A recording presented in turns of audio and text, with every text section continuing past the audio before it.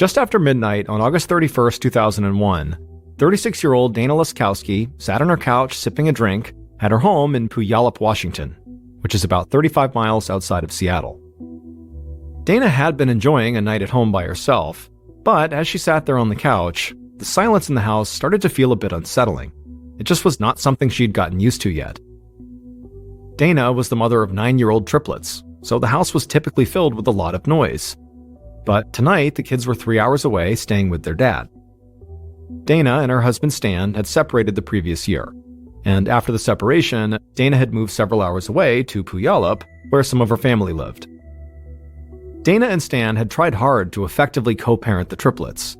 She loved the idea. She loved that the kids still had a good relationship with their father, but not having them around all the time had been a huge transition for Dana. Dana grabbed the remote off the coffee table and turned on the TV, just to have some background noise. She sipped her drink and then kind of laughed at herself. Spending a night on her own really should not be that big of a deal. It should be fun, it should be enjoyable. And plus, even though her triplets would be gone for a few more days still, Dana worked as a nanny for a couple in town, and she'd be able to spend time with their kids, who she loved too. And so Dana told herself to just relax and enjoy a stress-free night. Then she leaned back on the couch and tried to watch TV. But as she was doing that, she suddenly heard this noise coming from the back of the house. She put her drink down, turned off the TV, and then walked out of the room towards the back door. She expected to see her 17-year-old niece and Amanda's best friend, Emily Lauenborg, standing in the hall, because Dana always kept her back door unlocked for these two teenage girls. Amanda and Emily both had strained relationships with their families, so Dana had become a kind of surrogate mother to both of them. She let them use her house to do laundry, take showers, or to just have a place they could come where they would feel taken care of. But when Dana reached the back of the house, she didn't see the girls standing in the hall. She walked to the back door and glanced outside onto the back porch, but she didn't see anybody there either. She figured she must be hearing things. Being home alone could do that after all. So she left the back door unlocked in case the girls did show up later, and then turned back around and headed back to the couch. Even though it was late, Dana suddenly thought about giving her niece a call, just to check in on her. The last time she'd seen Amanda and her friend Emily, they had been spending almost all their time with this group of teenage guys who called themselves the Park Rats, because they always hung around at the same public park. Dana tried to keep an open mind and not judge, but she couldn't help but worry about two young women spending time with a group of guys who did not seem to have any ambition in life. And she knew for a fact that some of the Park Rats had pretty serious drug problems. On top of that, Amanda and Emily were both relatively small girls, and Dana knew they really couldn't protect themselves if any of the guys ever tried to get physical with them. Dana sat down on the couch, still debating if she should call Amanda. However, before she could make up her mind, she heard something at the back door again. Then she heard footsteps coming down the hall.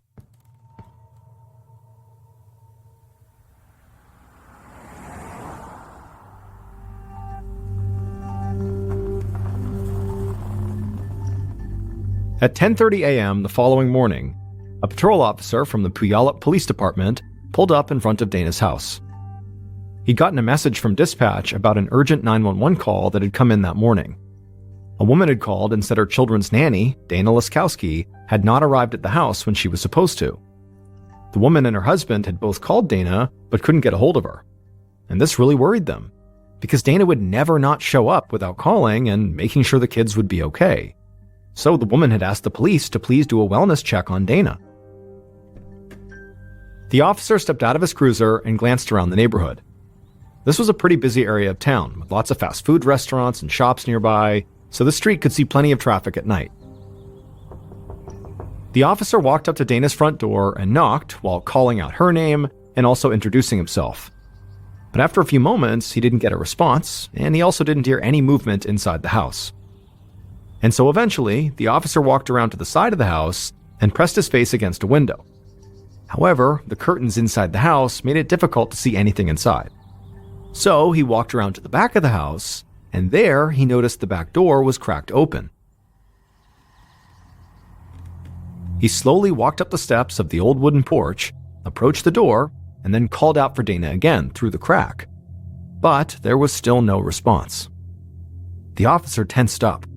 He had no idea if this was an innocent mistake by Dana leaving the store open, or if maybe somebody had broken into her house. And if it was the latter, the intruder could still be inside. And so the officer unholstered his gun, pushed the door open, and stepped into the house. As he did this, he walked past an open door and glanced inside. It was a bedroom, and it looked like it had been ransacked. Dresser drawers were open and clothes had been thrown all over the floor, but he didn't see anybody in the room. And so the officer kept heading down the hallway, getting more and more tense as he moved. He eventually reached the front room and stepped inside. And there he found more pieces of clothing on the floor, but he still didn't see anybody. The officer reached for his radio, about to call in a potential burglary, when he looked over at the couch. And immediately, what he saw there told him he was dealing with something far worse than just a break-in.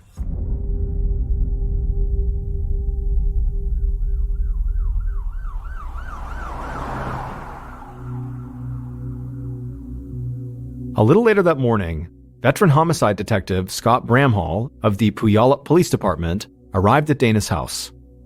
He saw a patrol officer standing out front, waiting for him. Bramhall could tell this officer was shaken up by what he'd found inside. Detective Bramhall talked to the officer and got as much information as he could, then he put on his gloves and stepped inside.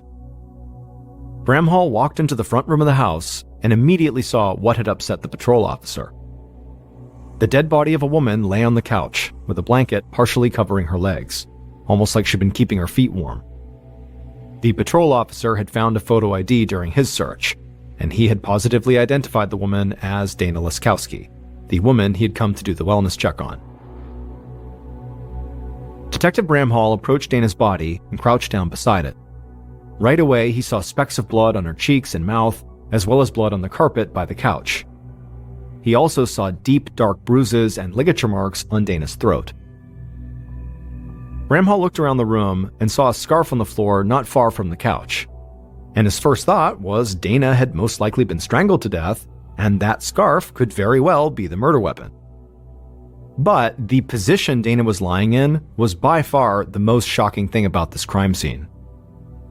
Dana's head rested on one of her arms, but her other arm was bent at a strange angle behind her back, and her waist was twisted in an awkward position like her body was contorted. The result of all this was that even in death, Dana appeared like she was actively in some kind of physical struggle. Just then, the detective heard voices and footsteps behind him. He stood up and turned to see more police officers and a small group of forensic technicians walking into the room. Bramhall waved one of the forensic techs over, and the two of them began examining Dana's body together. The tech agreed that Dana had most likely been strangled to death, and the severity of the wounds on her throat indicated that whoever had killed her was pretty strong. Also, Detective Bramhall knew that in a lot of cases of strangulation, the victim fights back really aggressively, thrashing and fighting as much as they can, giving further credibility to the idea that Dana's killer really did have to be big and strong to be able to overpower her. After a few moments, Bramhall left the forensic tech and searched the rest of the house with a few other officers. He told a member of his team to get started on a background check for Dana, while other officers went out to speak with Dana's neighbors to see if any of them had seen or heard something strange that morning or the night before. As the detective made his way through Dana's house, it was clear the place had been ransacked. However, he noticed that some pretty obviously expensive items like a computer and other electronics had been left untouched. This could mean a couple of different things. Either someone had robbed Dana's house looking for something specific, like jewelry, or this entire scene had been staged to look like a robbery. Another thing that stood out to Bramhall was that even though Dana's body and the blood indicated a struggle, there was no sign of forced entry. The back door had been open and unlocked when the patrol officer had first arrived on the scene, and the front door had been locked and showed no signs of a break-in.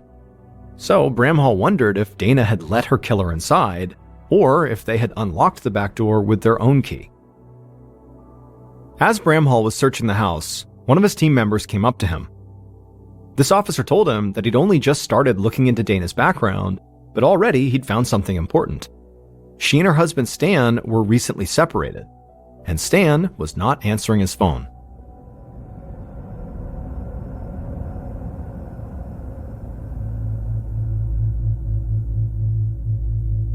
That night, after Detective Bramhall had spent hours at Dana's house, he got back to the police station, and he was already feeling antsy. Dana's husband, Stan, like any murder victim's spouse, would basically automatically be a major suspect under almost any circumstance. However, in the few hours since Bramhall had begun working this case, Stan had started to look like the perfect suspect. Stan had not responded to the multiple calls the Puyallup police had made throughout the day, and when Detective Bramhall had reached out to police in the town where Stan lived, they actually went by his house, and there had been no sign of Stan or the triplets. Now, Detective Bramhall did not want to jump to conclusions here. However, he couldn't ignore what might be going on here. A man killing his estranged wife so he could have sole custody of their kids was actually a fairly common thing. Still, Bramhall couldn't do anything until they actually tracked Stan down.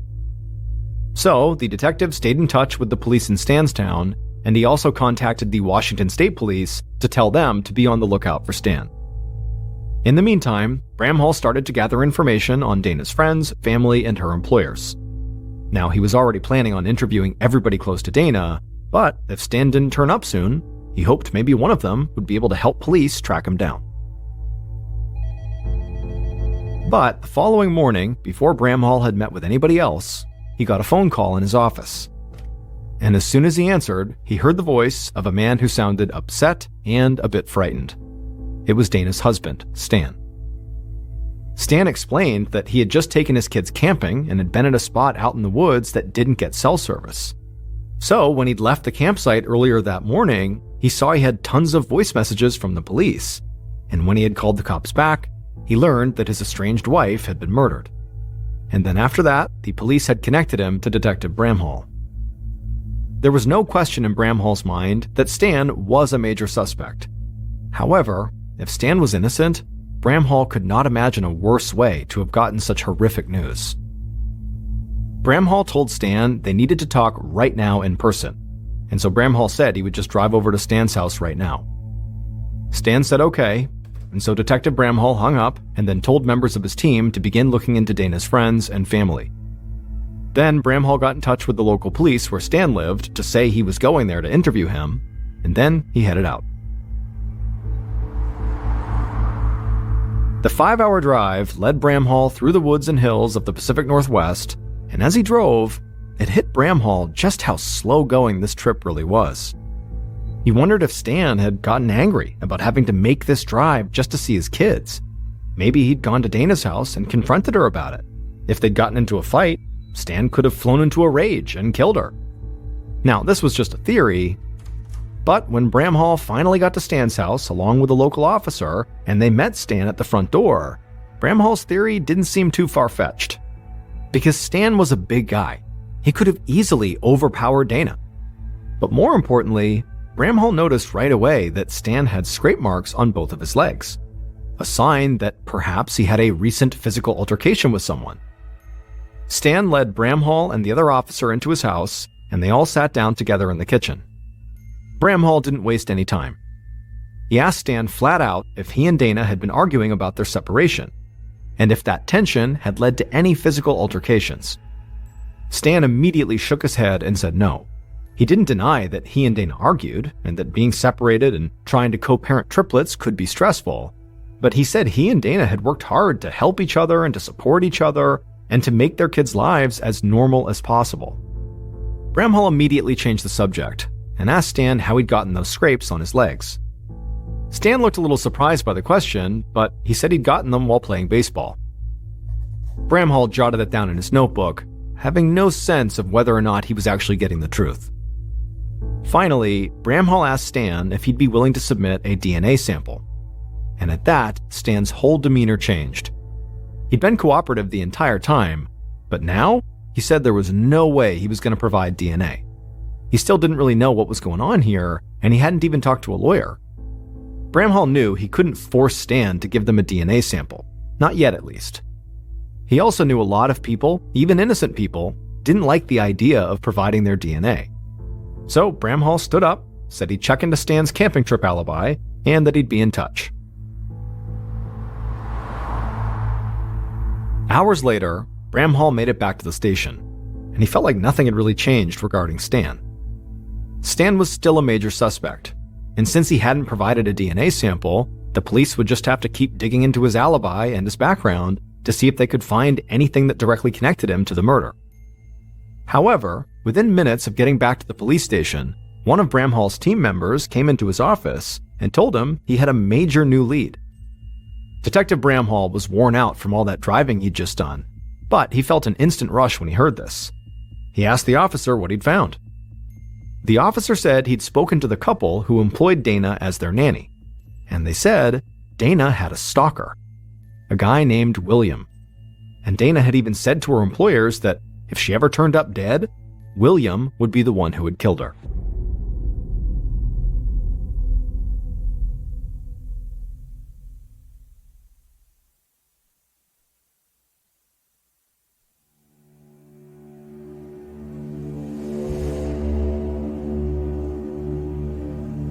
On the evening of September 2nd, 2 days after Dana's body had been found, Detective Bramhall sat inside of an interview room across the table from Dana's alleged stalker, William.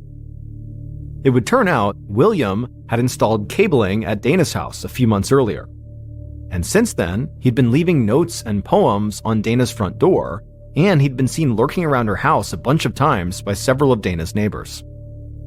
Police also found a string of harassing messages from William on Dana's phone.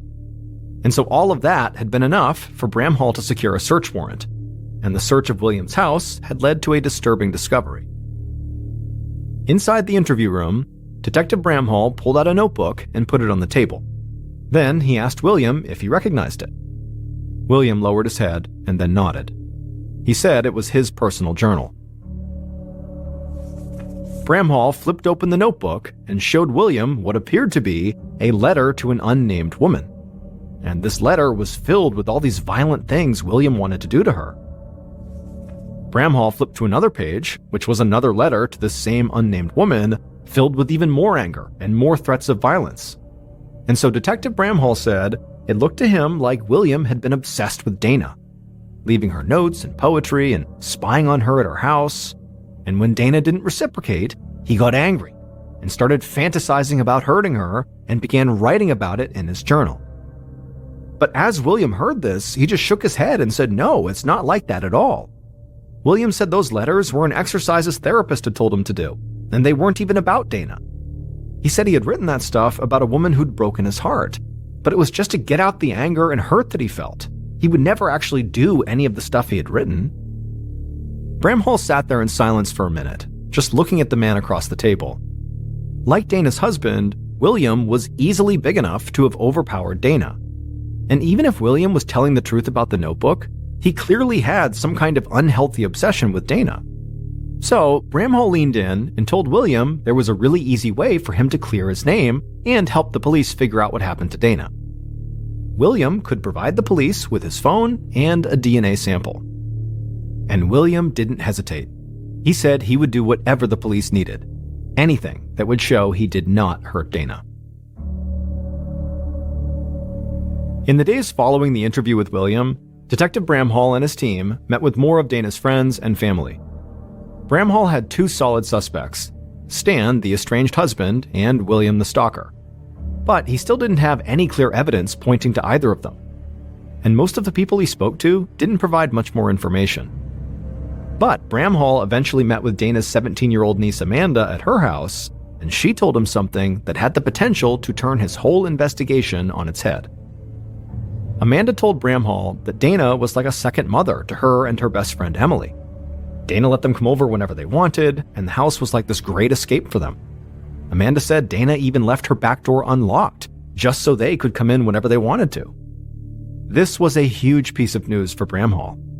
It now made sense how somebody could have gotten into Dana's house without actually having to break in. They just walked in the unlocked back door.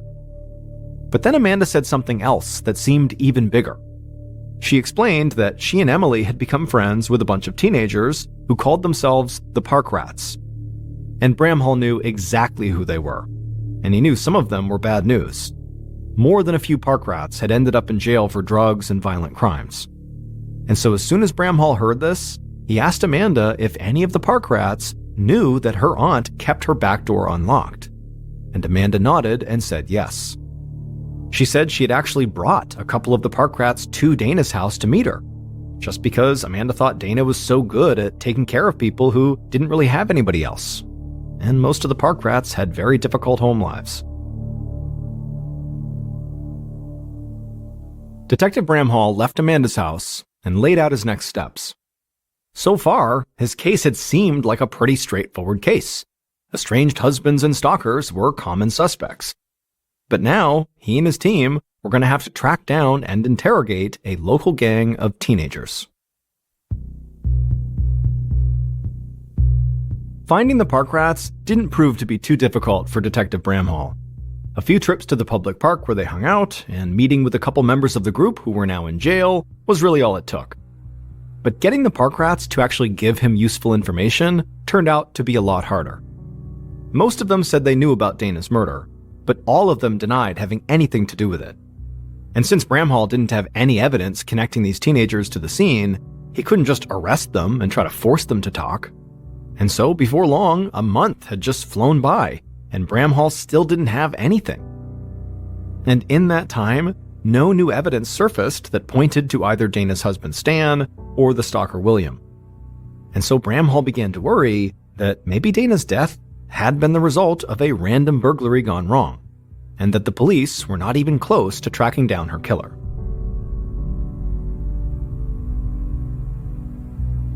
On October 4th, 2001, so 34 days after Dana's murder, her friends and family finally gathered for her funeral. Because of the ongoing investigation, police had waited longer than usual to release the body back to the family. But now, a funeral home in town was packed with people who had come to express how much they loved and missed Dana, and how much she had been there for them. Detective Bramhall and some members of his team attended the funeral, watching to see if anyone might do something that jumped out at them. But nothing out of the ordinary happened.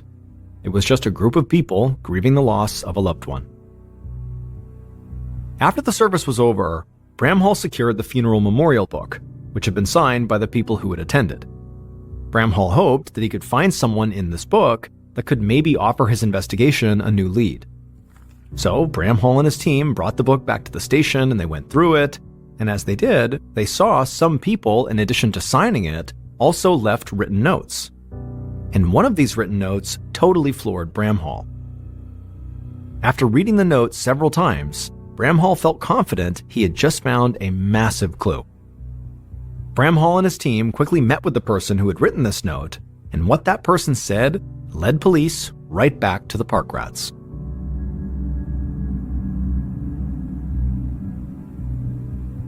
Over the next several weeks, armed with new information from this memorial book, Detective Bramhall tracked down several of the park rats he'd already met with, and they were willing to cooperate. All of them still maintained they had nothing to do with Dana's murder, but they said there was somebody the police needed to talk to. It was someone they all knew and who they called the Mutant. Bramhall thought the Mutant definitely sounded like a nickname a group of teenagers would come up with, like something out of a comic book. But the park rats said the Mutant was more like a name for a professional wrestler, because the Mutant was really strong and loved to wrestle. And like all professional wrestlers, the Mutant had a signature move: choking their opponent, twisting them at the waist, and bending their arm all the way behind their back. When Detective Bramhall heard about this signature wrestling move, immediately images of the bizarre position he'd found Dana's body in ran through his mind. And so, the detective and his team spent the next several days compiling background information, and then they brought the Mutant in for an interview. And by the end of that interview, Detective Bramhall knew who had killed Dana Laskowski.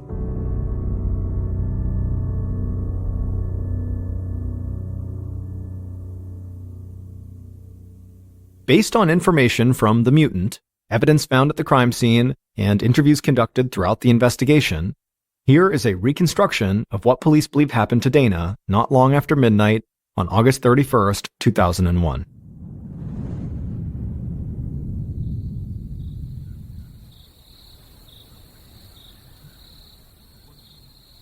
That night, the killer and their partner moved quietly through the darkness towards the back door of Dana's house.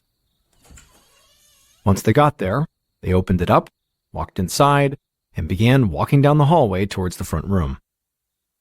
When they got there, they saw Dana standing by the couch, but before she could say anything, the killer demanded that Dana give them some money. Dana stayed calm and said she was sorry but didn't have any money, but the killer immediately snapped back and said Dana needed to hand over some cash right now. Dana repeated that she didn't have any money, and then she asked the killer and their partner to please just leave, but the killer wasn't having it. They walked over to Dana, they grabbed her and shouted that they wanted her money now. Dana tried to push the killer off, but the killer was too strong. Dana screamed, and this only set off the killer even more. They hit Dana in the face and then slammed her to the floor. Dana tried to get up off the floor, but the killer just leapt on top of her and rolled her over onto her stomach. Then the killer saw one of Dana's scarves laying on the arm of the couch, and they grabbed it. Then, before Dana could do anything, they wrapped that scarf around Dana's neck and began choking her. Dana kicked and flailed, but the killer fought off her attack, while the killer's partner just stood there, watching. The killer kept choking Dana with the scarf in one hand, and then with their other hand, they grabbed Dana's arm and they yanked it violently backwards, twisting her around at the waist. Dana tried to scream louder, but now she was gasping for air, and slowly Dana's eyes went wide and she stopped breathing, and she died right there on the floor. The killer let go of the scarf and Dana's arm, and they stood up. They stared down at Dana's body, and then over at their partner, who was still just standing there in a daze. Then the killer picked Dana up. The scarf fell to the floor as the killer laid Dana on the couch, still in her twisted position with her arm pinned behind her back.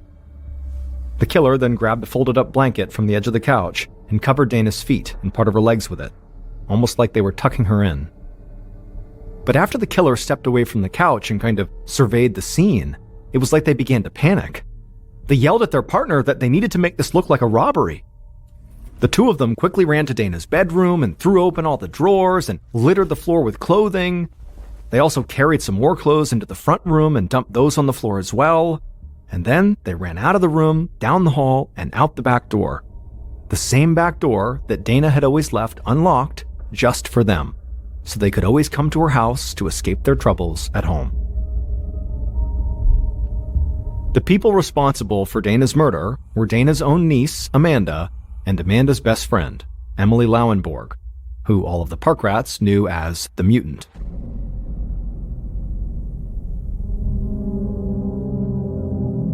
The two young women had gone to Dana's house to try to get Dana to give them some money, and when she refused, it was Emily, the mutant, who attacked and killed her. Emily had not been high on the suspect list because on the surface, she did not fit the profile of the killer. Police had assumed that the killer was a man who was bigger and stronger than Dana, and Emily was a small young woman who was only about 5'2". But it would turn out, despite her small size, Emily was extremely strong and loved to wrestle, hence how she got the nickname the Mutant. The note that Detective Bramhall saw in Dana's funeral memorial book that really stood out to him was written by Dana's niece, Amanda. And it read, "I'm sorry I wasn't a better niece for you. 34 days clean and sober. It's all for you." The funeral was held exactly 34 days after Dana's murder, suggesting Dana's murder prompted Amanda to go sober on that same day. Now, that in and of itself is not totally unreasonable that a death in the family would prompt a big life change. However, to Bramhall, as he was reading through the notes, that note just felt weirdly specific to reference her sobriety and the exact number of days inside of this memorial book when all the other notes were just far less specific. And so to him, something felt off about it. And so the detective followed up with Amanda and asked her about the note, and she would admit to him that she had been struggling with drug addiction. And so Bramhall wanted to know if her sudden sobriety was connected to Dana's murder, like the note implied. And Amanda would say yes, and over the course of this discussion, she would also just tell Bramhall that there was this drug dealer in the park rats who might have killed her aunt. However, when Bramhall met with that drug dealer and several other members of the park rats, they all pointed the finger at Emily, the mutant. Police searched Emily's house and found a piece of paper in her room. On it, she had written a list of goals she had. And one of those goals was to, quote, kill someone and get away with it. Emily eventually confessed to the murder, and Amanda admitted to being in the house during the murder. Dana's niece Amanda aided the police in prosecution, and so she was not charged with any crime.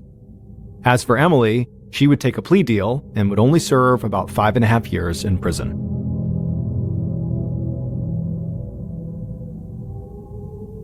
In August of 2010, 19-year-old Mackenzie Hild hunched over her clipboard inside a large canvas tent in Rwanda. She had just finished her freshman year at Harvard University and was spending the summer working with HIV patients as a volunteer for a medical aid group. Mackenzie finished scribbling some patient notes onto her clipboard, then set it on a folding table alongside clipboards from other volunteers. She felt a little sad that the summer was coming to an end. While she was looking forward to going back to college, she'd never felt more fulfilled than over these past 3 months. Since childhood, she dreamed of working as a doctor in Africa. In fact, this was actually her second trip to the continent. She spent last summer working in a clinic in Uganda. She rubbed her eyes and then stretched and yawned, and as she did, she suddenly jerked in pain. There was a sharp cramp in her stomach, like someone had stabbed it with a knife. She pressed a hand to her abdomen, hoping the pressure would relieve the pain, but the cramping only got worse. It was not the first time this had happened. In fact, she'd had stomach cramps almost every day since she arrived in Rwanda a few months ago. Her stomach always started hurting shortly after she ate. It had gotten so bad that she was now skipping breakfast and eating as little as possible for lunch and dinner. The same thing had happened last summer in Uganda, too. She'd lost 15 pounds over 3 months. Luckily, once she got home, her weight went back to normal. So, despite being surrounded by doctors this summer, Mackenzie hadn't told anyone about her stomach pains. She figured they were just a side effect of her anti-malarial drugs. She'd be home in a few days, and the ache would go away, and she'd regain the weight she'd lost over the summer. So she took some deep breaths, riding out the pain until it subsided. Once she was feeling a bit better, Mackenzie stood up straight again. Then she went back to work and pushed the stomachache out of her mind. A few days later, Mackenzie's mom, Joanne Hild, stood with her husband Wayne in the Sacramento airport, about 65 miles from their home in Nevada City, California. Joanne was giddy with excitement. She hadn't seen Mackenzie in 3 months and couldn't wait to pull her daughter in for a big bear hug. But when Mackenzie finally walked through the doors, Joanne was shocked. Her daughter had lost a lot of weight. Mackenzie had always been thin, but now she looked downright skeletal. Joanne looked to Wayne, who seemed equally worried. He mumbled that she must have lost a good 20 or 30 pounds. Joanne agreed, but she forced herself to smile as her daughter saw them and came rushing over.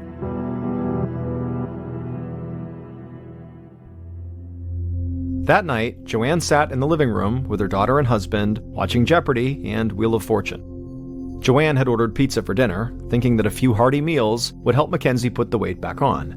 But as they sat together, eating and watching TV, Joanne couldn't help but notice that Mackenzie hardly touched her food. And when she did take a bite, she winced, like it had a bad taste or something. She asked her daughter about it, and Mackenzie explained she hadn't been eating much recently because her stomach hurt so badly after meals. She smiled and promised her mom she would eat more once the anti-malarial meds wore off. But Joanne didn't think that sounded right. Losing a little weight might be a side effect of anti-malarial medication, but pain so intense that her daughter was skipping meals? That had to be something else. She told Mackenzie they were going to go to the doctor first thing in the morning. Mackenzie nodded, now looking a bit scared. Joanne hadn't meant to upset her daughter, but she wasn't willing to wait to see what happened either.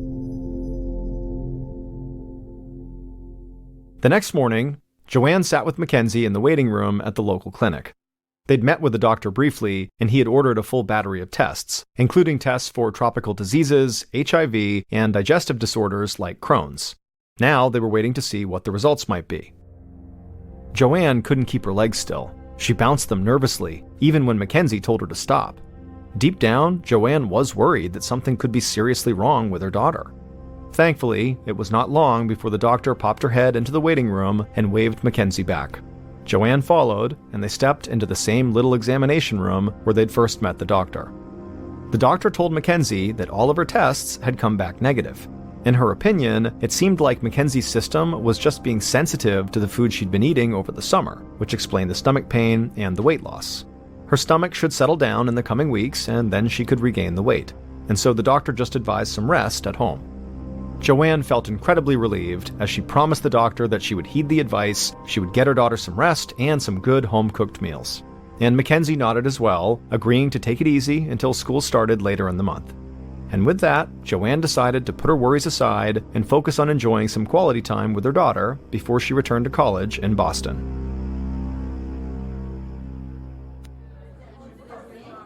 A few weeks later, Mackenzie sat at a large table in a wood-paneled dining hall, having dinner with some friends. She was back at Harvard, enjoying the beginning of her sophomore year. But she was still dangerously underweight, and her stomach ached every time she took so much as a small bite of food. Determined to eat anyways, she shoved a little bit of pasta into her mouth, and she chewed it until it basically dissolved inside of her mouth, and then she swallowed. Then she braced herself. Sure enough, a few minutes later, that stabbing pain erupted in her stomach. A friend noticed Mackenzie go silent and asked if everything was okay. Mackenzie just nodded and said the pain would subside in a few minutes. But 10 minutes later, the pain was only getting worse. Breathless, Mackenzie asked her friend to walk her back to her dorm room. She wanted to go lie down. The friend agreed, and they made their way across the quad from the dining hall to her dorm room. Once there, Mackenzie crawled into her bed and just lay in a fetal position, waiting for the stabbing sensation to go away. But it didn't. She was in too much pain to move, and so she stayed in bed for hours, just watching reruns of Friends and holding her stomach. The pain would finally ease up, at which point she was able to sit upright. Mackenzie went to the bathroom to brush her teeth, then tried to get some sleep. 2 weeks later, Mackenzie was in the emergency room, holding her stomach in agony. After 2 weeks of near constant stabbing pain, Mackenzie had finally gone to the student health center on campus. But she had been so underweight when she arrived that the staff didn't think they'd be able to treat her. Instead, they called an ambulance to take her to the hospital where she was now. A doctor walked into the room and pulled up a stool so that she was sitting directly across from Mackenzie. And then she leaned in, looking as though she had some bad news. The doctor explained that Mackenzie weighed only 75 pounds, which was a life-threatening weight for someone who was 5 feet 3 inches tall. The doctor said it was a good thing that Mackenzie had gone to the student health clinic for help. She might not have made it much longer on her own. The thought was terrifying. Mackenzie could feel her heart start to race as the doctor ordered a full workup of tests and then promised they would get to the bottom of her pain. Mackenzie called her parents to let them know what was going on, and her mom said she'd booked the next flight out of Sacramento. Mackenzie wanted to tell her mom that she was overreacting, that everything would be fine, but for the first time since she got sick, she didn't know if that was even true. This thought made her eyes sting with tears, and she begged her mom to please hurry up. When the doctor returned a few hours later, she wasn't alone. There was a small medical team with her, who told Mackenzie they had her test results. Mackenzie braced herself, hoping for something definitive. Instead, the doctors explained that all of Mackenzie's tests had come back normal. Mackenzie was shocked. She certainly did not feel normal, but then the doctor went on. Because her tests were normal, it was likely her weight loss was due to a psychological issue, not a physical one. So instead of surgery or medication, they wanted to send her to an inpatient treatment center, specifically one that specialized in eating disorders. Mackenzie blinked. Sure, she had just heard the doctor wrong. She didn't have an eating disorder. In fact, she was desperately trying to eat. But the doctor just shook her head and said that while that might seem true, Mackenzie's extreme weight loss and the fact that she sometimes skipped meals altogether pointed to a diagnosis of anorexia. Mackenzie tried to keep herself together, to convince them that she only skipped meals because of the physical pain in her stomach, but the doctors were certain that she was just struggling with an eating disorder. An hour later, Mackenzie felt so relieved when her mother walked into her hospital room. She began crying and then started trying to explain what the doctors had said to her, because she knew her mother would believe her. She would set the doctors straight. Instead, her mom sat on the edge of the bed and told Mackenzie that the inpatient center was probably best. They had to trust the doctors. They knew what they were doing. Mackenzie felt overwhelmed as she realized what her mother was saying, that she would be going to the treatment facility in a matter of hours to have her mental health examined. A month later, Mackenzie sat at a metal lunch table with a nurse sitting nearby. Mackenzie forced herself to eat the food in front of her, even though every bite felt like molten iron hitting her stomach. She'd spent the past 4 weeks in a medical unit for people with eating disorders and had been observed at mealtimes like this one on a regular basis. She choked down as much food as she could handle, knowing that she was not going to be released until she gained back some of the weight she'd lost over the summer. Her stomach now hurt all the time, and not just when she was eating. It now hurt to walk, to sleep, to move, just to think it hurt. And the worst part was that everybody kept telling her it was all in her head. She felt unhinged and angry. Angry that her doctors didn't believe her. Angry that she was missing school to be in this medical unit. And angry that she was in too much pain to eat. She felt like she was going crazy. She finished the last bite of her oatmeal and dropped her spoon in triumph. The nurse told her she had done a great job, then followed her to the small office where Mackenzie weighed in every few days. She stepped on a digital scale, and the nurse took down her weight from a screen that Mackenzie couldn't see. Blind weigh-ins were clinic policy because they didn't want the patients thinking about how much they weighed. But Mackenzie wanted to know. She was praying that she'd managed to put more weight on. Her clothes had been fitting her better, which she hoped was a good sign. Mackenzie sighed with relief when the nurse looked at her weight on the screen and then told her that she should be proud of her efforts. Mackenzie's stomach was already aching from the oatmeal she'd just eaten, but she refused to show it. She would do anything to leave this place and return to school. And if that meant she had to bear down and hide the agony she suffered every time she swallowed food, well, that was fine.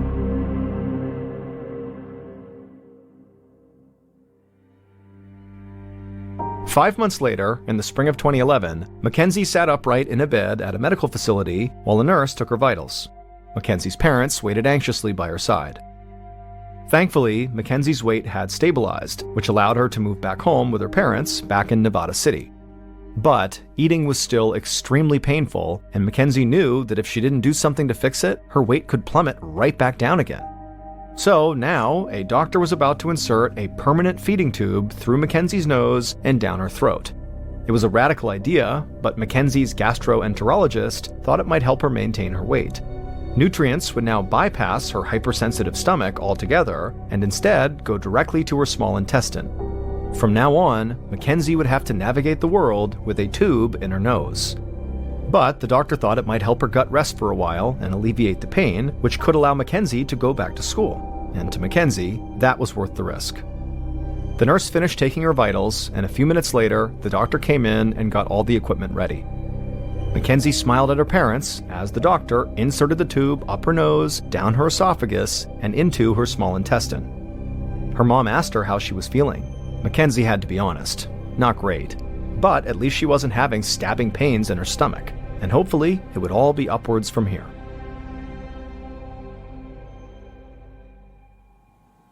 A few weeks later, Mackenzie arrived at her gastroenterologist's office for a routine checkup.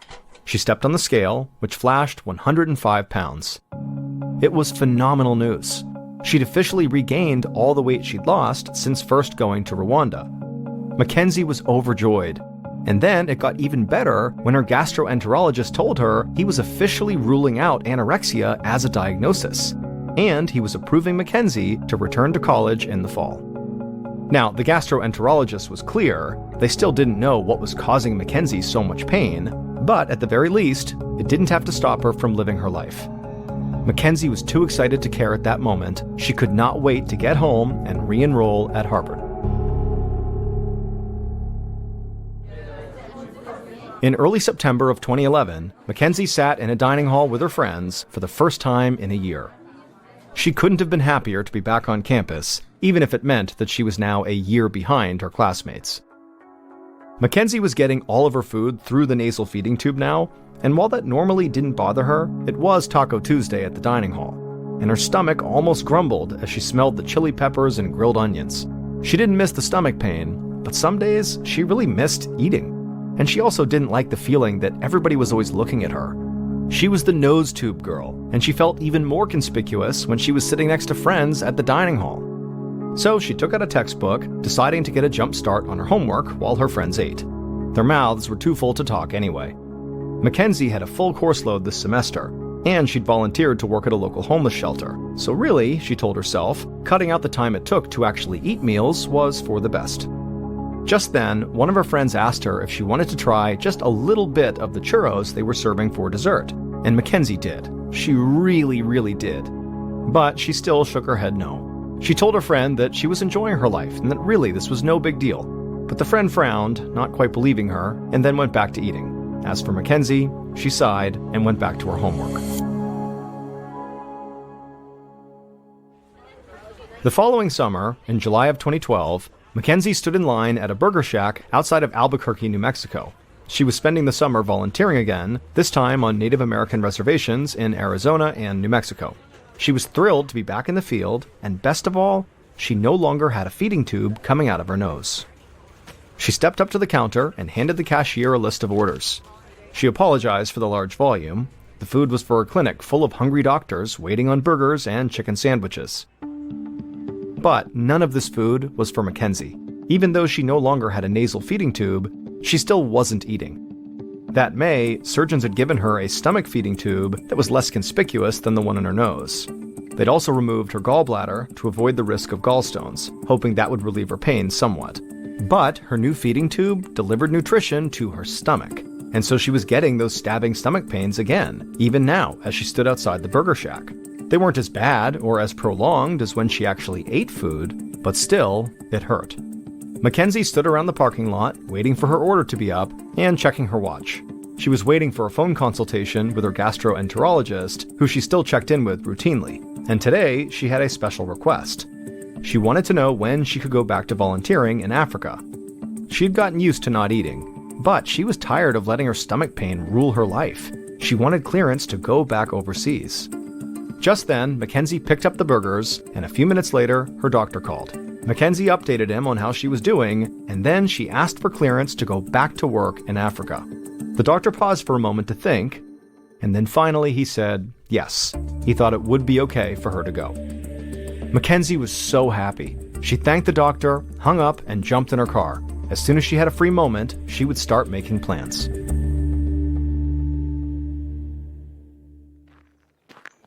Two years later, in the summer of 2014, Mackenzie's mom, Joanne, was on a hike with her husband, Wayne. It was a dry, hot day in the Sierra Nevada mountains in California, and Joanne could see Wayne, who was a little ahead of her on the trail, pouring some of their water over his head to cool off. Joanne was lagging behind him because she was in deep conversation with a fellow hiker. She was telling her new friend about her daughter, and he was nodding his head as Joanne described Mackenzie's struggle to live a full life despite her illness. Because this fellow hiker, whom she just met, happened to be a doctor at the University of California at San Francisco who specialized in advocating for patients with complex medical cases. Joanne explained that Mackenzie was currently in South Africa, volunteering after she graduated from Harvard in May. Her doctors had been reluctant to let her go, but said if she really felt called to return to Africa, well, South Africa would be okay. The doctor that Joanne was talking to on the trail raised his eyebrows and admitted that he was impressed. Mackenzie sounded like a really special person. He asked if he and a medical student could contact Mackenzie. He was currently teaching a course on medical advocacy, and Mackenzie's case sounded like an ideal mystery to investigate. Joanne couldn't hide her excitement. For the first time in 5 years, it felt like maybe, just maybe, they would get some real answers here. The moment Joanne and Wayne got back to their car, Joanne texted her daughter in South Africa, telling her all about the chance encounter with this doctor. A few weeks later, a medical student named Jessica Gould sat next to the professor Joanne had met on the hiking trail. They were about to join a Skype call with Mackenzie. Jessica had been helping her professor look over Mackenzie's case and devise questions and theories that might guide their Skype call, and so she felt prepared for this, but in all honesty, Jessica was nervous. She had read how many specialists had worked with Mackenzie, and she didn't know what she, a fourth-year medical student, could offer. There was a ding on the computer, and Mackenzie appeared on the screen. She was thin, almost frail, and looked impossibly tired, and not from a bad night of sleep, but from years of exhaustion. Despite that, she was smiling and waving, her brown hair pulled into a messy bun on the top of her head. Jessica admired Mackenzie's determination. She hoped there was some way they could help her.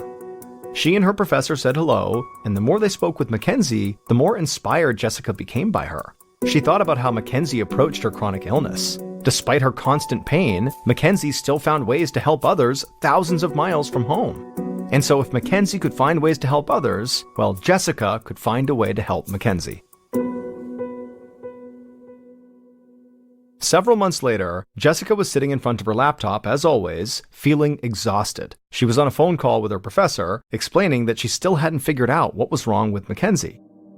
She was frustrated. She'd spent nearly every minute of her free time chasing down leads, devouring thousands of pages of records from different hospitals, and searching through medical databases, anything that could help her find a way to help Mackenzie Hild. But every lead she chased met a dead end. It was maddening, and she told her professor as much. He just sighed and was silent for a long moment. Then, he suggested Jessica go back and look at the more common diseases that all of Mackenzie's specialists had ruled out. Maybe Jessica's fresh perspective would unearth some clue these specialists had missed.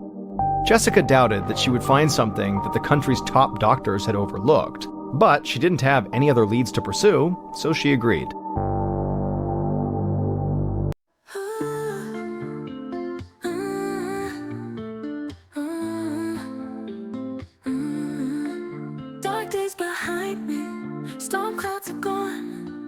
Light shines around me, future is dawn. Steps forward we take, no looking back. Dreams never fade, on the right track. Bright tomorrow comes after the rain. We rise above pain, shine through the chain.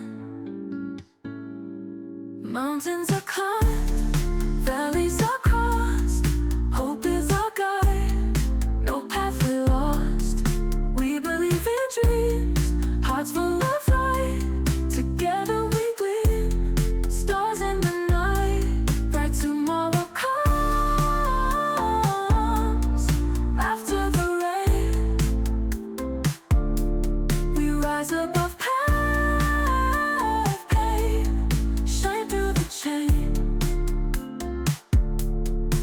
mountains are climbed, valleys are crossed. Hope is our guide, no path we lost. We believe in dreams, hearts full of light. Together we gleam, stars in the night. Bright tomorrow comes after the rain. We rise above pain, shine through the chain.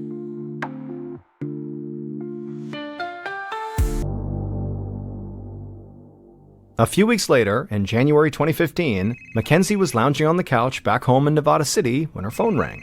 When she answered, the man who spoke to her was Dr. Christopher Skelly, the chief of vascular surgery at the University of Chicago Medical Center.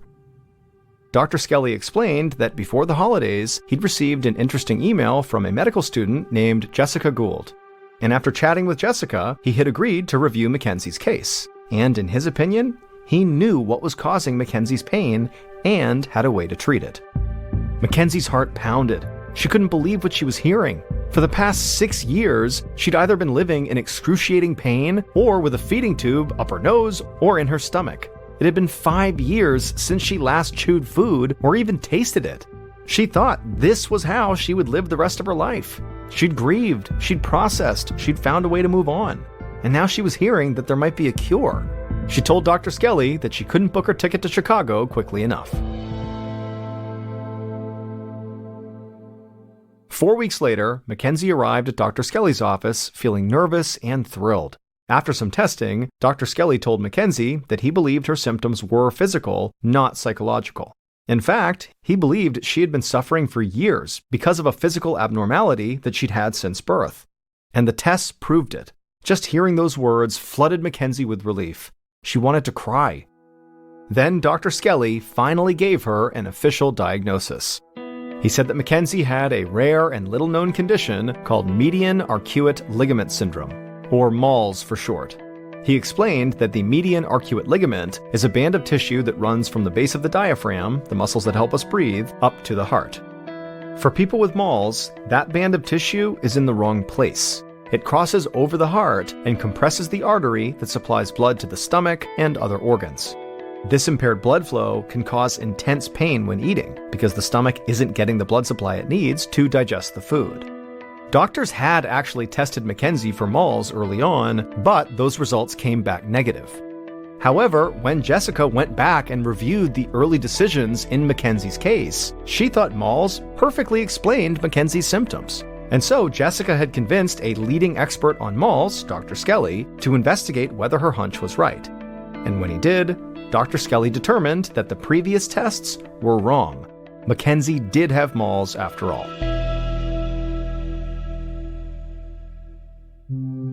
On March 18, 2015, Dr. Skelly performed a 2.5-hour surgery on Mackenzie to relieve the pressure on the artery supplying blood to her stomach.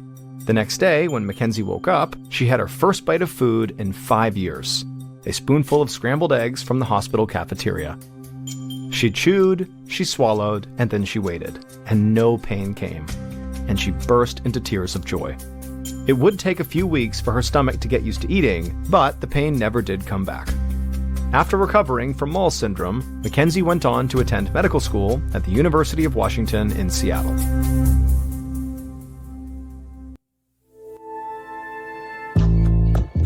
From Ballen Studios and Wondery, this is MrBallen's Medical Mysteries, hosted by me, Mr. Ballen.